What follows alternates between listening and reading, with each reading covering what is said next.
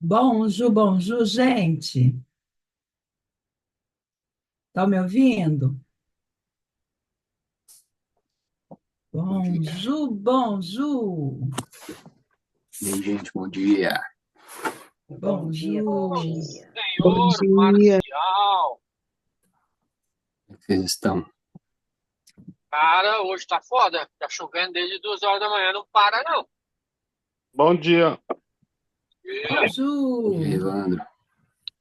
vamos de paz de chuva mesmo, tá nada. A chuva também é de Deus, gente. Nossa, mas hoje ela tá abençoada, então. Eita glória. Muita chuva Bora por aqui lá. hoje. Bom dia, gente. Dia, Ana Paula. Seja bem-vinda. Obrigada. Bonjour. Você está onde? Em UK ou Bélgica? Eu estou em UK. Maravilha. Nós estamos lendo Atos. Atos. Paramos ontem no capítulo 17. Salvo engano. Isso mesmo. E não é 17, né? Você 17, né? leu, você leu até o 25. Você leu do 16 e 25. E ainda não passou para a conversão do Ah, carcereiro. 16, 25, é. Isso, vai começar. É agora que você vai falar do 25, tá bom? Paulo e Silas. Não, porque eles foram para a prisão, né? Eles foram açoitados e aí eles foram para a prisão. Vamos lá, vamos lá.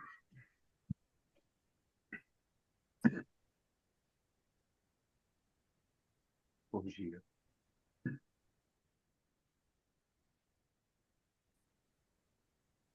Na verdade, eu parei no 16, verso 18. Atos capítulo 16, verso 19.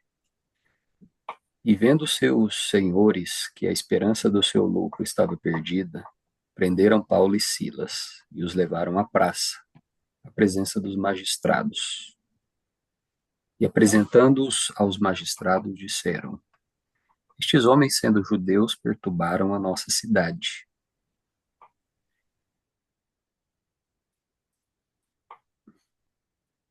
e nos expõem costumes que não nos é lícito receber nem praticar, visto que somos romanos.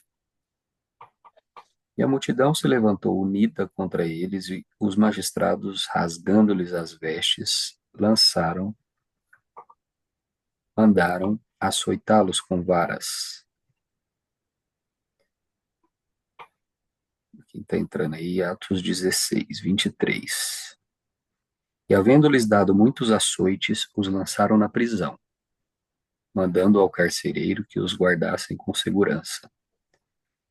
O qual, tendo recebido tal ordem, os lançou no cárcere interior e lhe segurou os pés no tronco. E perto da meia-noite, Paulo e Silas oravam e cantavam hinos a Deus, e os outros presos os escutavam.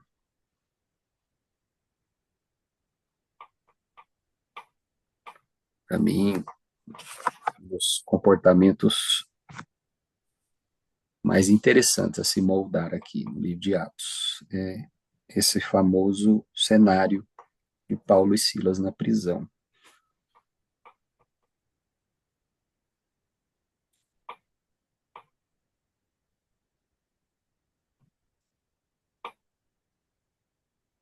O que, que isso demonstra aqui?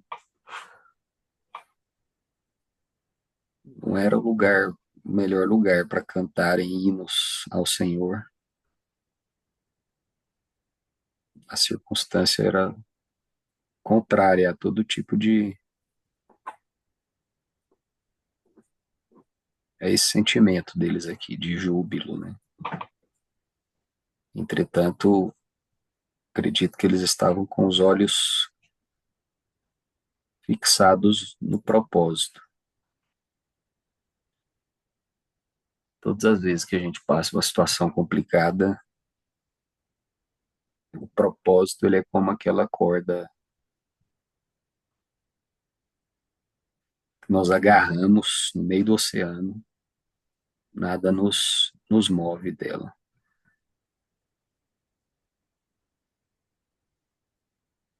E de repente,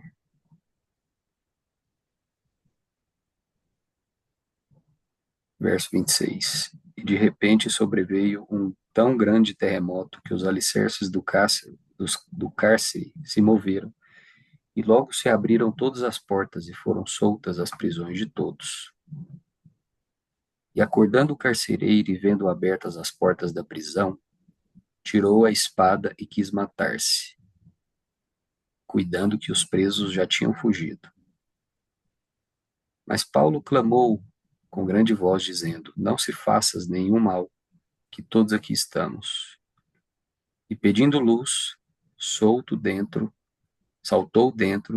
e todo trêmulo se prostrou ante Paulo e Silas. Tirando-os para fora, disse: Senhores, que é necessário que eu faça para me salvar?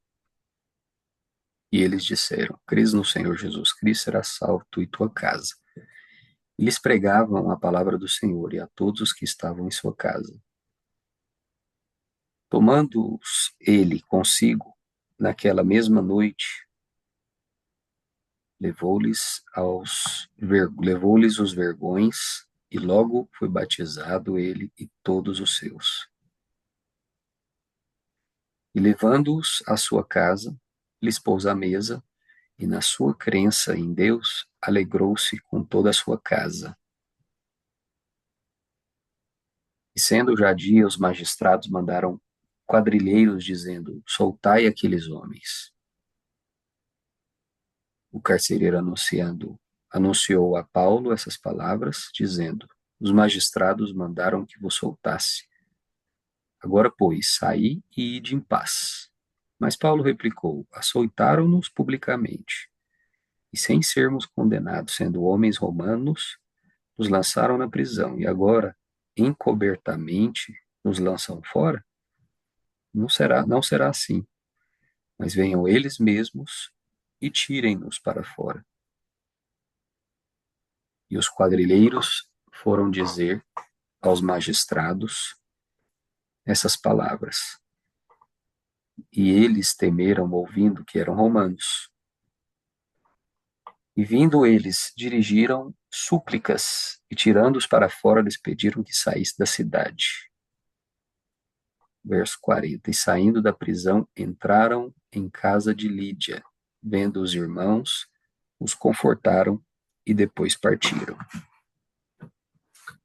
Só lembrando aqui, essa Lídia é aquela que nós vimos ontem, que recebeu o evangelho, creu toda a casa dela, e depois ela levou para os de casa e ainda colocou a casa dela à disposição do movimento. Ou seja, todas as vezes que nós, é aquilo que a gente tem falado, quando nós moldamos esse comportamento aqui, eles creem que eles são chamados para edificar uma obra, eles investem toda a energia, tudo o que tem, todas as suas vidas, eles se doam, eles geram o valor para esse movimento, para a edificação da igreja, fundamento da igreja. Tudo que eles fazem, eles começam a receber o retorno das suas atitudes, do preço pago.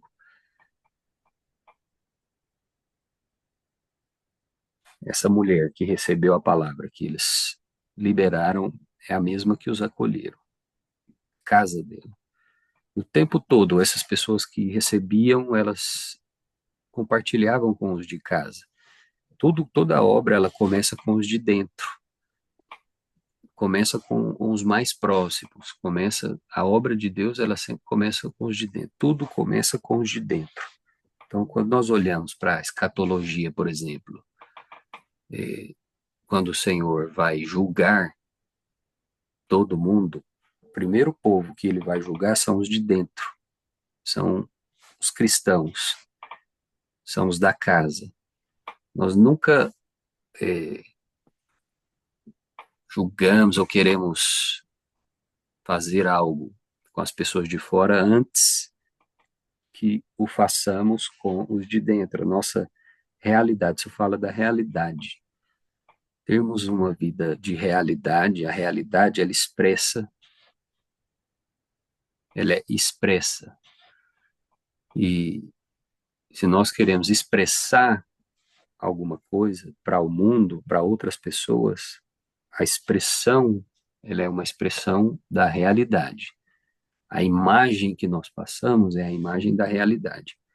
Então, quando Deus criou o homem, por exemplo, e ele diz, e a palavra diz que o homem tem a imagem e a semelhança de Deus, a imagem, ela é fruto da realidade, que é a semelhança, ok? E a semelhança é essa vida que nós recebemos de Deus, é a vida da parte de Deus, que é a realidade. Sem semelhança não há imagem, e a imagem está diretamente ligada à autoridade. Ou seja, a gente quer essa vida, por exemplo, do mundo digital, ela é simplesmente a demonstração da realidade. O que que dá a realidade? O que que dá a autoridade? É a realidade. Ou seja, todos os dias, o que nós fazemos todos os dias, o que nós fazemos nos bastidores, a edificação da nossa própria casa, da nossa família, é isso que traz e expressa a realidade. Não tem como, a palavra de Deus diz, a gente esconder um candelabro, por exemplo, debaixo de uma cama. Por quê? Porque uma hora todo mundo vai ver a luz brilhar. Nada é por acaso, ninguém aparece de um dia para o outro. Para boa parte do mundo hoje, conhecer pessoas, por exemplo, no digital, por exemplo, as pessoas não conhecem a realidade ali do Pablo, por exemplo, né? Não, acham que apareceu de ontem para hoje e está tudo certo. Aí você avalia a vida, a realidade, onde veio, as coisas que aconteceram. Então, toda vez que eu lembro, e pessoalmente a gente tem essa conexão de que ele, de vê-lo ali dentro da minha casa, deitado com meu irmão, numa cama, desbloqueando meu irmão, trazendo um benefício para a vida do meu irmão, tirando meu irmão do alcoolismo e restaurando o casamento do meu irmão, cooperando para que isso acontecesse, na verdade, quem restaurou foi o Senhor. Isso me fala da realidade. E aí, o que que é a realidade? Muitas vezes acontecida, a experiência na realidade, a vida real, ela produz. E aí eu vejo a imagem aqui. A imagem é quando já você já vê a imagem da pessoa, a pessoa agindo, falando, ensinando publicamente com autoridade. O que que deu autoridade? É simplesmente a boa comunicação? Não, a gente pode comunicar bem, mas o que de fato dá autoridade para fazer uma obra, para edificar uma coisa que gera frutos, é a realidade. E o tempo todo nós vamos ver, Marcelo, o que que isso tem a ver aqui com o contexto de Atos? Muita coisa. Esses homens, eles viram o Senhor, ou seja, eles caminharam com o Senhor, eles adquiriram o DNA. O tempo todo eles são reconhecidos como aqueles que andaram com Jesus. A gente vê isso na atitude desses religiosos, dos magistrados, as autoridades, toda a parte política e religiosa. Ela reconhece o que estava por detrás desse grupo de pessoas que está aqui agora, trazendo para eles uma novidade, mas na verdade isso é um complemento daquilo que eles criam. É por isso que lá atrás nós vimos o tempo todo eles trazendo-os à memória as experiências e os ensinos dos seus antepassados.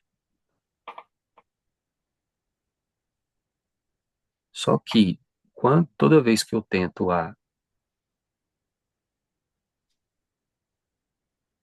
expressar ou trazer o conhecimento de uma coisa sem andar, sem ter milhas com aquilo, sem vivenciar aquilo na minha vida, isso se torna superficial e religiosidade. E o confronto aqui é entre a realidade de um povo que tinha o mesmo conhecimento que esses religiosos, mas eles andaram com a realidade. O que é a realidade, biblicamente, entre as histórias do Velho Testamento e o Novo Testamento, por exemplo, para você entender? O Velho Testamento, nós consideramos ele como uma sombra do Novo Testamento.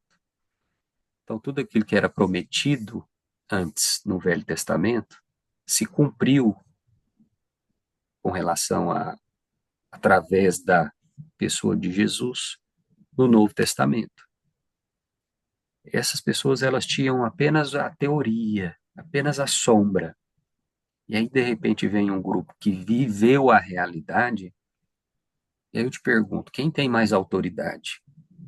Quem viveu a realidade ou quem tinha só a teoria? Ah, ouvi dizer ou me contaram isso. E o que a gente tem sempre que buscar? A realidade. Só que não tem realidade sem viver no meio. E todo começo nos dá a oportunidade de viver a realidade. Porque lá na frente, quem viveu o começo, ele vai ter mais autoridade para expressar tanta coisa. As suas experiências, aquilo que ele construiu, o seu comportamento diante das perseguições, das resistências, em lançar o fundamento. Então, o início de uma obra é muito precioso, porque nos dá a oportunidade de adquirir mais autoridade. Quem tem autoridade lá na frente é quem participou do fundamento. Por que que desde o início eu falo que nós somos privilegiados? Porque nós estamos iniciando um movimento e somos parte de um novo tempo de expansão, de um movimento e de uma estratégia que o Senhor tem usado para estabelecer o teu reino e também de novos negócios, de novos treinamentos, de novas estratégias e de muita coisa misturada, ok? E o privilégio daqueles que participam do início é que lá na frente eles vão ter autoridade. Então, olha aqui, 2017, algo começou no Brasil. Quem são as pessoas que têm mais autoridade hoje no digital? São as pessoas que viveram os humildes começos. Já ouviu falar dessa expressão? Os humildes começos. Então você pega as pessoas mais próximas ali do Pablo desde o início do movimento. Nós estamos participando dessa expansão hoje. Você pega o Nésio, você pega ali o Tiago Rocha. Quem que são essas pessoas no contexto? São pessoas de grande nome hoje. São grandes players. E eles têm uma autoridade maior do que outros que chegaram agora, por exemplo, eu. Coloquei minha cara no movimento agora, apesar de ter uma relação com o líder do movimento, mas eu não vivi o que outros viveram lado a lado. Percebe? Então, há um peso diferente para quem vive os humildes começos. Quem vê hoje o Nésio colocando um relógio de milhões de dólares no pulso, como uma imagem, tem que entender que essa imagem é fruto de uma realidade e um cenário de alguém lá atrás que que chegou num lugar e estava mexendo com drywall, construindo uma estrutura, colocando a mão no pó, mexendo com reforma de um prédio no início das estruturas. E foi isso que aconteceu. Alguém que chegou falou: olha, eu quero gerar valor, o que, que tem para fazer? Ah, tem um palco ali para você treinar alguém. Não. Tem esses drywall aqui para você ajudar a gente a montar esse escritório aqui que a gente está começando agora. Só que a gente não entende isso. E quando a gente. Isso tem total ligação com o que a gente está fazendo aqui, com Atos. Novamente, a gente quer pegar o espírito e o comportamento por detrás do que está acontecendo. Aí quem vê Paulo lá na frente, brilhando à frente e supervisionando praticamente todas as igrejas, e alguém que foi contado como o maior dos apóstolos, novamente, a imagem, tem que entender que aquilo é fruto da realidade. Qual que é a realidade? O camarada enfrentou perseguição, prisão, escassez. E lá na frente ele mesmo declara: eu passei fome, eu sei o que é ter pouco, eu sei o que é ter muito.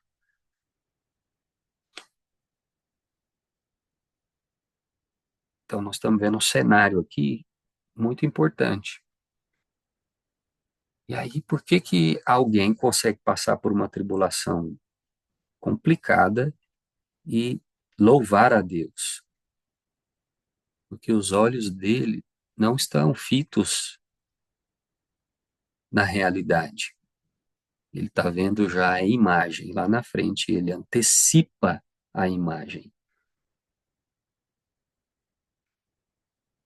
Ele antecipou o fruto do penoso trabalho aqui.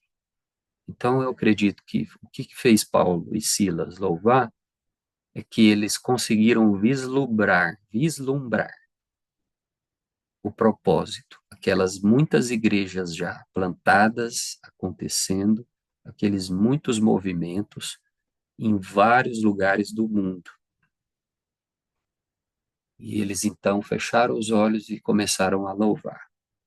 Vai valer a pena. Vai valer a pena.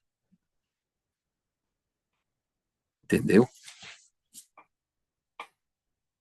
E, e é esse tipo de coisa que a gente tem que entender. Por que eu fui bem fundo? Porque é realmente necessário a gente entender que a edificar essa vida, realidade, o que a gente passa hoje, é só uma construção. É necessário ter essas experiências e como que a gente desfruta disso? Eu preciso ter o antevisão. Eu preciso antecipar a visão, ok? Não basta ter a visão do que o que Deus quer fazer conosco, em nós, através de nós, pessoalmente ou de forma geral. Eu preciso então antecipar a visão. Todas as vezes que eu antecipo a visão, eu tenho provisão para viver o meu tempo presente. O que é provisão? É motivação, é alegria, é júbilo. Eu não estou enxergando aqui essa cadeia, essa tribulação, o frio, os açoites. Eu tenho já a provisão necessária para passar por isso aqui, sem sofrer, porque eu antecipei a visão.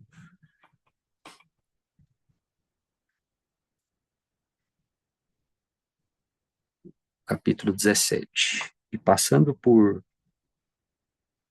Anfípolis e Apolônia, chegaram a Tessalônica, onde havia uma sinagoga de judeus. E Paulo, como tinha por costume, foi ter com eles, e por 3 sábados disputou com eles sobre as Escrituras, expondo e demonstrando que convinha que o Cristo padecesse e ressuscitasse dentre os mortos, e este Jesus, que vos anuncio, dizia ele, é o Cristo. E alguns deles creram e ajuntaram-se com Paulo e Silas, e também uma grande multidão de gregos religiosos e não poucos mulheres principais. Mas os judeus desobedientes, movidos de inveja, tomaram consigo alguns homens perversos dentre os vadios e, ajuntando o povo, alvoroçaram a cidade, assaltando a casa de Jazom, procuraram trazê-lo para junto do povo. Verso 6. E não os achando, trouxeram Jason e alguns irmãos apresentam os magistrados da cidade, clamando: Este que tem alvoroçado o mundo, chegaram também até aqui.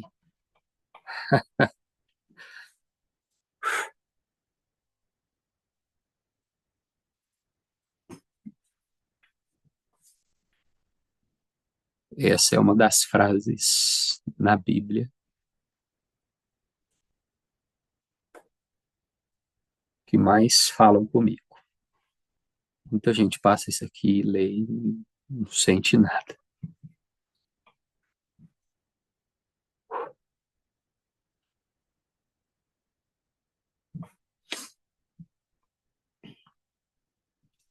Verso 6.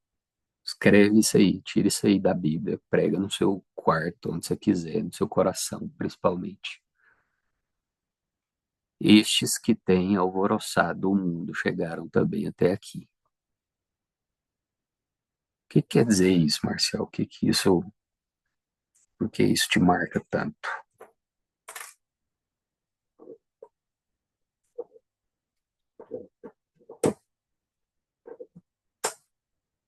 Porque isso mostra uma perspectiva de Deus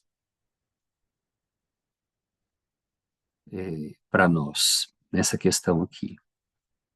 O tempo todo, Atos, a gente vê o mundo atormentando o povo de Deus, perseguindo, prendendo, açoitando, criticando, rebentando com esse povo.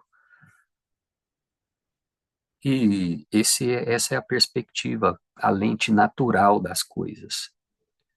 Por que o povo para? Porque eles estão fitando os olhos muito nas dificuldades, nas resistências. Por que alguém não começa um negócio, não empreende? Por que alguém não abre a boca para transbordar? Por que alguém não prospera na vida e não busca isso? Por que alguém não coloca para fora aquilo que ela tem de potencial na vida? Por que alguém não coloca o pé na água e não começa uma obra que Deus chamou ela para fazer? Porque está todo mundo sendo o tempo todo atormentado. O mundo jaz de um maligno e o propósito desse mundo é nos sufocar, é colocar para baixo, está enfiando todo mundo dentro de um monte de caixão e neutralizando as pessoas.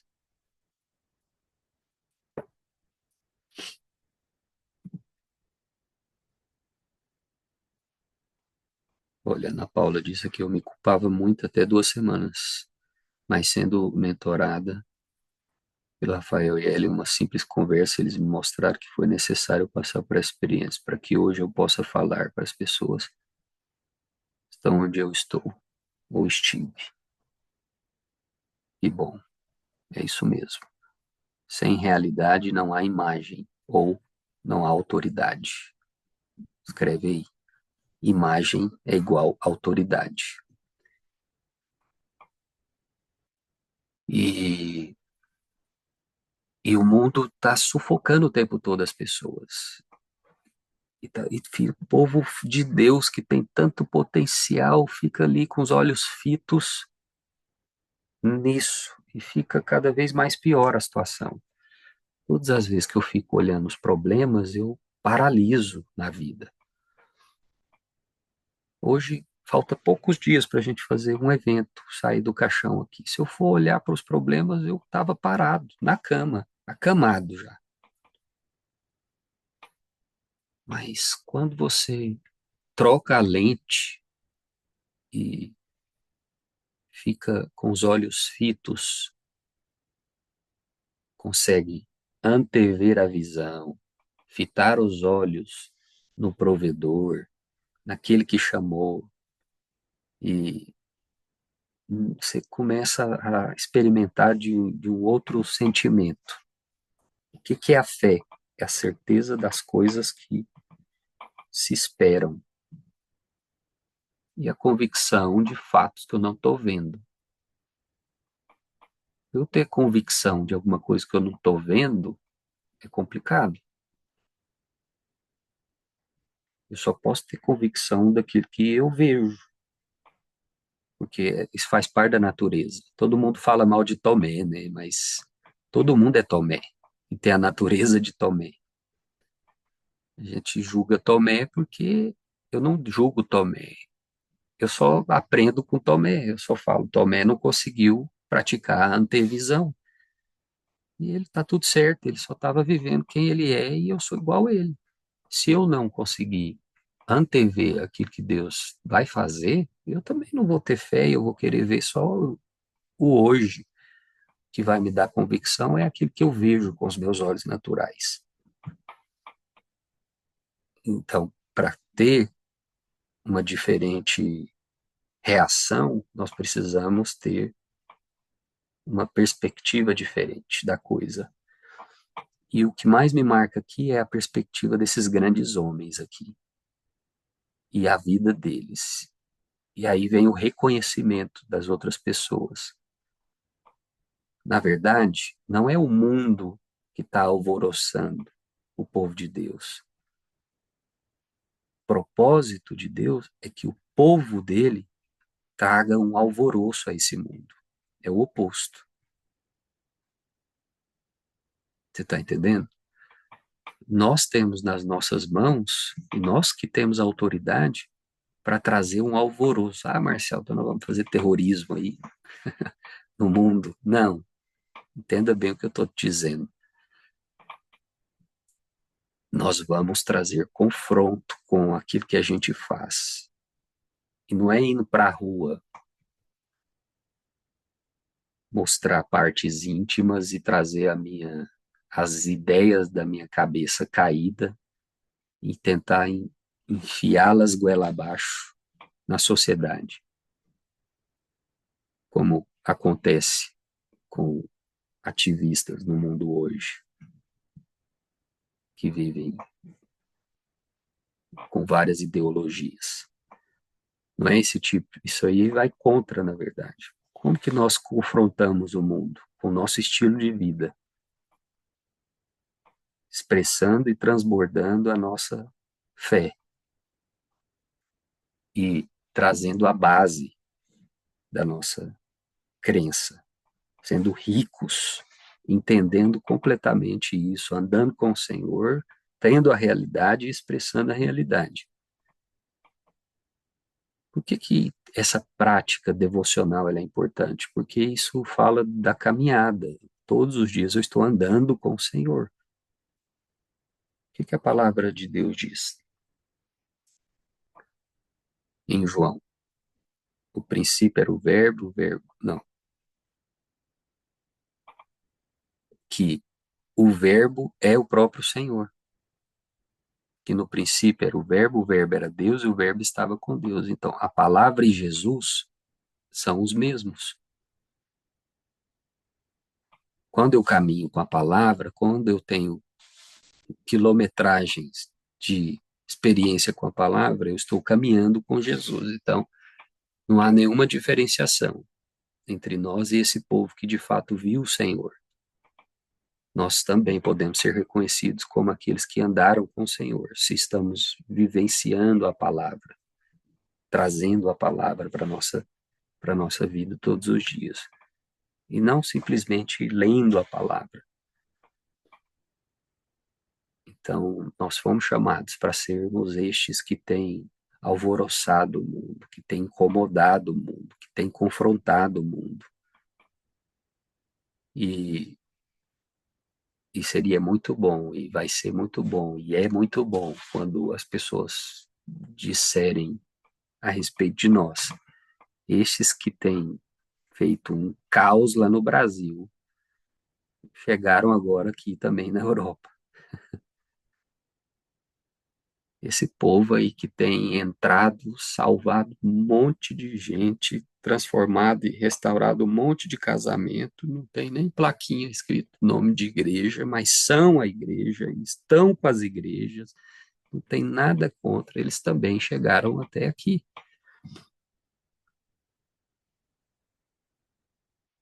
E é esse tipo de declaração que reconhece aquilo que nós, de fato, temos vivido na realidade. Preocupa não com o que o povo fala, só vive o que o Senhor chamou para viver. E se a gente faz aquilo que foi proposto no nosso coração, isso é o maior confronto para o mundo. E para finalizarmos, visão interna espiritual, imaginação alinhada com os princípios é tudo. Isso mesmo. Verso 7, os quais Jason recolheu, e todos estes procedem contra os decretos de César, dizendo que há outro rei, Jesus. E alvoroçaram a multidão e os principais da cidade que ouviram essas coisas. Tendo, porém, recebido satisfação de Jason e dos demais, o soltaram. E logo os irmãos enviaram de noite Paulo e Silas a Bereia.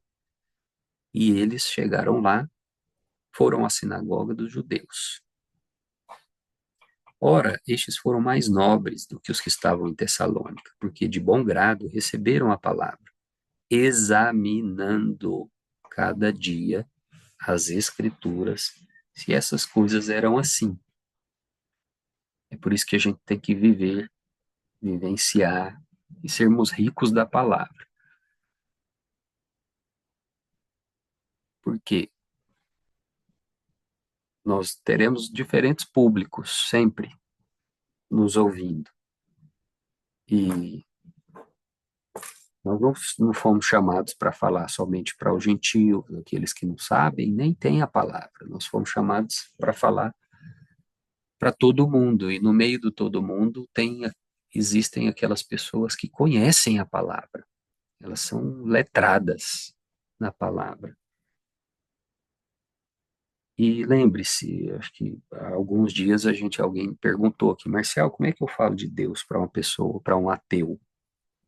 Não se esqueça, para que a comunicação seja assertiva, nós sempre temos que fazer a leitura do nosso público e ter a capacidade de nos adaptar ao público, para que uma comunicação seja bem feita.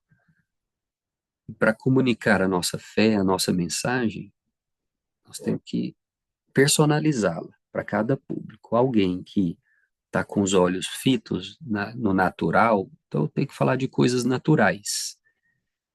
Para um grupo de pessoas letrados na palavra, amantes da letra, teólogos, conhecedores de cada parte da palavra, aí eu preciso comunicar a palavra.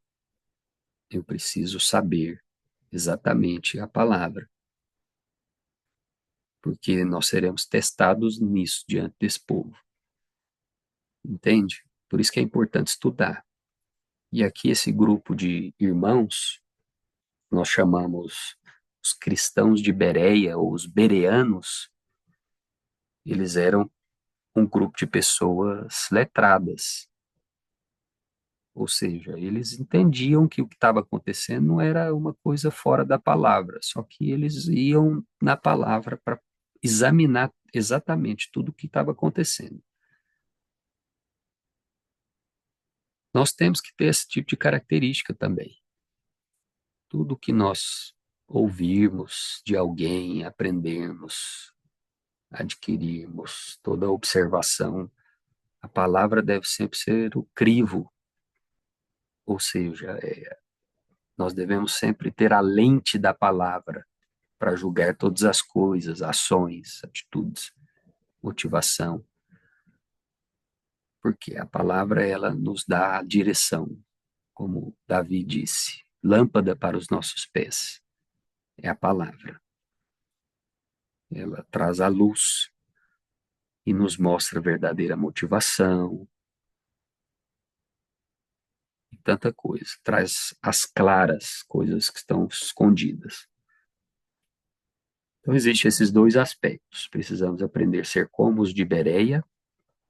Daí é importante estudar a palavra, ter a palavra no nosso coração. E como aqueles que estão carregando uma mensagem, comunicando essa mensagem, é importante entender que nós vamos encontrar esse grupo. E mais um motivo de termos a palavra, entendimento, conhecimento da palavra é este, para que a gente possa ter uma boa comunicação e respaldar o que nós fazemos com a palavra. A palavra ela deve respaldar o que nós fazemos.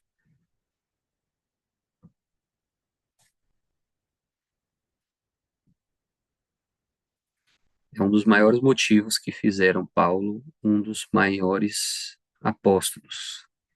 Por quê? Porque ele era rico na palavra. Alguém que tinha tanto a letra quanto a revelação. E por ter a letra, que é a realidade, ele exaltou a imagem, que é a revelação. O tempo todo nas suas cartas ele traz às igrejas a consciência para obterem revelação. É gritante, ele ora, ele paga o preço, ele fala, gente, pelo amor de Deus, tenham revelação, mas esse aí é os cenas para os próximos capítulos, quando nós chegarmos lá nas epístolas paulinas e vermos o resultado do que está acontecendo aqui. Hoje são dias de entendermos sobre o fundamento.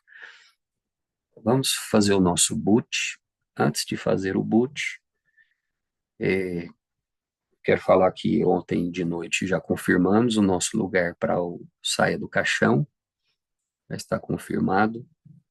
Hoje eu vou passar o endereço para vocês, já vou estar lá no lugar, tentar estar hoje lá no lugar, fazer um videozinho, alguma coisa, mas já está confirmado, ok?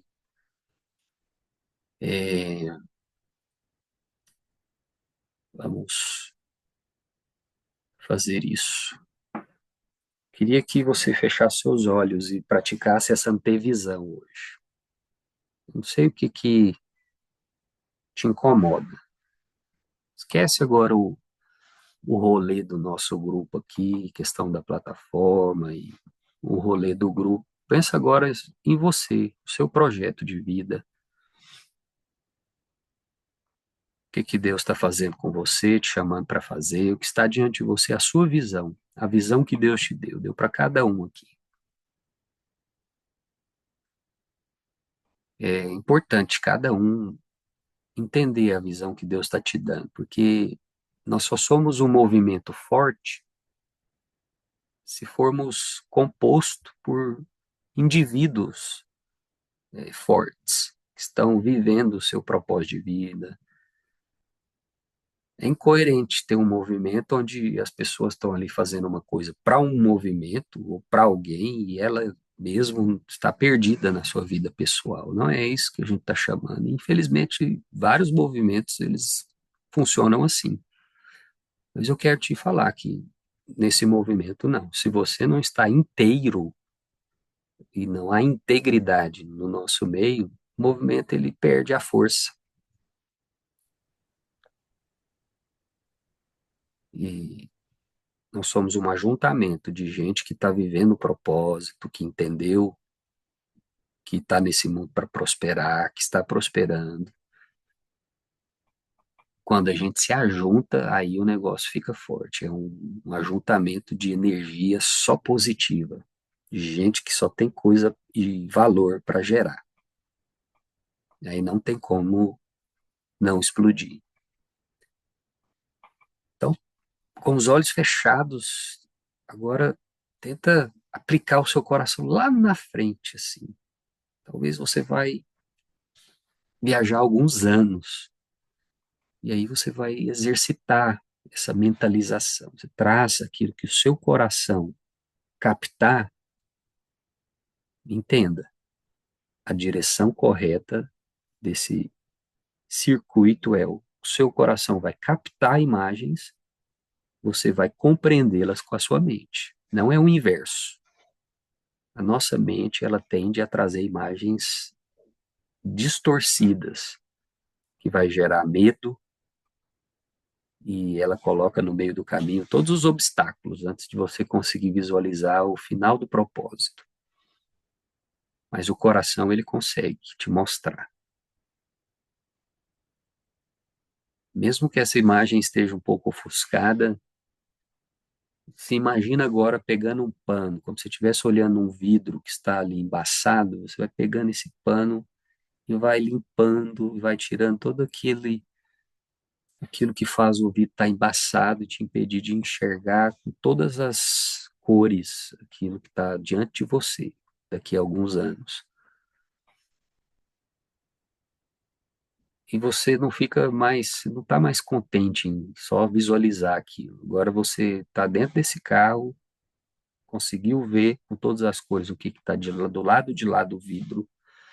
Agora você vai abaixar o vidro e vai vir uma brisa, um cheiro lá desse momento que você vai chegar, está vindo um cheiro assim, você consegue sentir o cheiro. Não sei aonde você está, de repente você está no lugar que você sonha estar com a sua família, ou você, talvez você fala, você está abrindo o vidro aí, você está vendo as Ilhas Maldivas, você com a sua família, seus filhos, e você está vendo aquela, sentindo agora no seu rosto, aquela brisa, aquele mar maravilhoso, aquele lugar lindo, que antes você conseguia ver só através ali do Instagram desses grandes players da internet ou de uma folha de uma revista. Mas agora você está sentindo o cheiro daquele lugar. E aí você fala, não, não dá para esperar nem chegar no hotel, não. Eu cheguei aonde um dia eu sonhei estar. Agora você vai abrir a porta desse carro aqui, você larga tudo que está no carro, você vai correr em direção àquele mar, se for o caso, ou aquele monumento, ou aquela atividade que você vai fazer quando você alcançar aquilo que você esmera e deseja alcançar. Eu consigo ver algumas pessoas que sonham em andar de balão, por exemplo. Lá na Capadócia, você via aqueles balões ali. Você gostaria um dia de estar ali, andando com aqueles balões com a sua família. E de repente você está correndo em direção ali ao cesto e fala, pessoal, espera aí. Você está entrando ali naquele balão. E o balão ele começa a subir. E você tem aquela sensação, não foi fácil, mas eu cheguei até aqui. Parece ser uma coisa simples, mas eu sei que tem gente que gostaria de vivenciar aquilo ali, talvez por algum medo, um bloqueio, um medo de altura, ou uma falta de condição, ou o tempo hoje, que é o seu maior ativo, é uma coisa que há anos você não consegue ter para desfrutar de alguma coisa que você deseja desfrutar. E lá em cima você consegue olhar lá para baixo, assim, aquelas casinhas tão pequenas. E aí você vem à sua memória um dia que algo Deus plantou no seu coração, quando você estava enfrentando um problema muito grande. E aquele problema parece que ia te engolir, ele era muito grande, muito grande. Você parece que não encontrava saída para aquela situação. E lá em cima o Senhor coloca no seu coração, tá vendo? Aquele dia eu falei para você que o problema que para você era muito grande, ele era muito pequeno para mim. E agora eu consigo mostrar para você a visão que eu tinha do seu problema aqui de cima. Como aquela casa lá embaixo, aquele prédio era gigante, mas aqui em cima, olha o tamanho daquelas estruturas, são minúsculas. Você olha aquelas pequenas, aqueles arranha-céus lá embaixo, visto de cima, parecem ser pequenos legos. Agora, com toda essa imagem do seu coração, entendida e compreendida pelo seu intelecto, você vai falar para o Senhor aquilo que está no seu coração.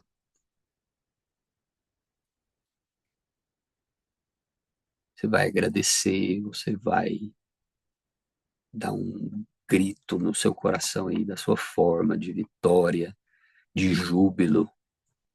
E, e aí você vai, o balão vai descendo, você vai voltando, caminhando de volta para aquele carro, com esse mesmo júbilo nos seus lábios. Você entra naquele carro e fecha o vidro embaça de novo e você está no mesmo lugar que você estava antes. Só que agora você está com o coração cheio de alegria e de júbilo, nos seus lábios você consegue louvar o Senhor e falar obrigado, Pai, porque eu já vejo o resultado que eu estou vivendo hoje.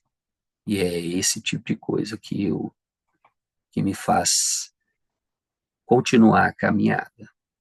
Porque eu sei que aquele que gerou em mim o desejo, o querer, é o mesmo que vai gerar o realizar.